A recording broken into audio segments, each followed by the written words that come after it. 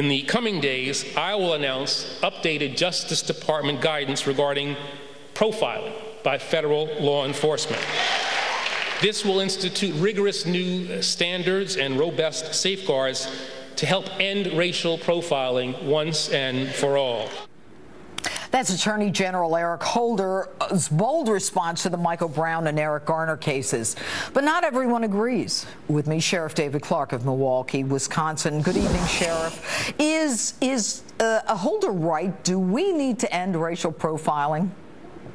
Not only is he wrong, but he's way out of line. He hasn't produced, Judge, and you know this, he hasn't produced one shred of evidence that law enforcement officers or agencies either systematically, institutionally, or through policy initiatives engage in racist practices. So for him to want to paint this broad brush, or use a broad brush, I should say, and indict every law enforcement officer in America, I reject that. I'm insulted by that, and I'm going to continue to stick up for the men and women who put on the uniform and go out and protect and defend their communities. You know, Sheriff, the thing that amazes me is that there was no racial profiling here. You've got Michael Brown in the middle of the street, and they're telling him to move along, get out of the middle of the street. You've got Eric Garner, who the local shop owners are saying the guy's selling loosies, which are those loose cigarettes. I mean, where is the racial profiling? Does anyone even know what that means?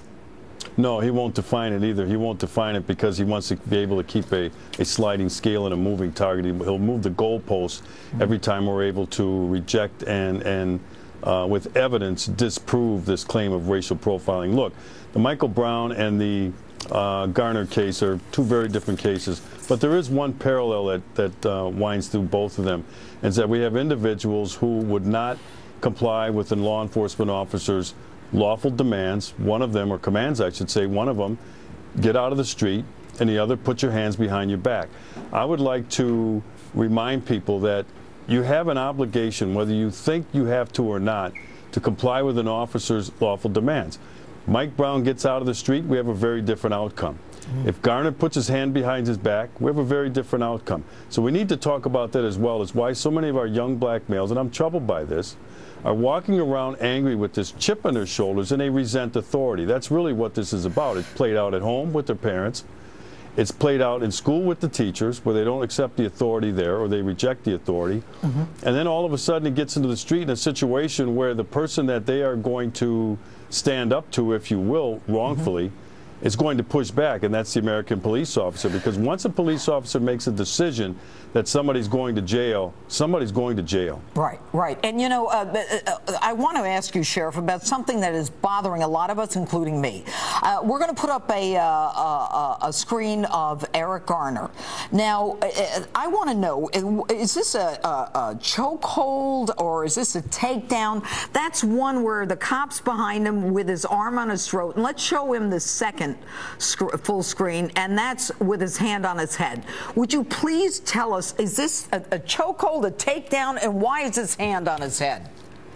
Well, you know, I don't know all the facts of that case, and I'm just looking at a couple of slides, but, you know, these things don't happen in a linear fashion.